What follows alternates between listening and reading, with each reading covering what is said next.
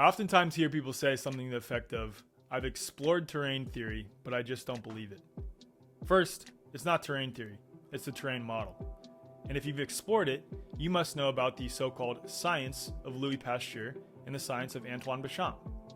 And you also must have read John Franklin Inder's experiment isolating the measles virus. And you know about the Perth Group and the true history of HIV/AIDS. And you've read about virologist Stefan Lanka's victory in German court regarding the so-called measles virus, as well as his control experiments during the COVID era. And of course, you've scoured through countless virus isolation studies, reading and understanding the methods section to see if their procedures actually adhere to the scientific method. And you also know that in the over 50 experimental attempts to demonstrate that disease is spread via the fluids of a sick person using what would be considered natural means, including Milton Rosenow's experiment during the height of the Spanish flu, every one of them failed. Surely you also understand logical fallacies and how proponents of virology constantly employ them in place of legitimate empirical evidence.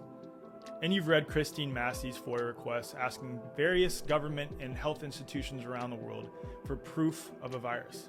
And of course you know about Marvin Haberlin's success challenging the German court on the basis of the existence of the virus. And you've looked into the work of biologist Harold Hillman and the problems he presents with various forms of microscopy and cell biology as a whole.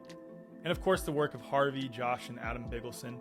And you know about German New Medicine, pleomorphism, the human biofield, and the work of Gerald Pollack, Gilbert Ling, Masaru Emoto, and Veda Austin with respect to fourth phase water. Surely you've explored all of these and so much more. Otherwise, you haven't really explored the terrain model. And it's imperative that you do, so that we can dissolve the fear-based, reductionist, materialistic, pseudoscientific germ hypothesis that underpins much of Western medicine once and for all, and come to a true understanding of health in the human body.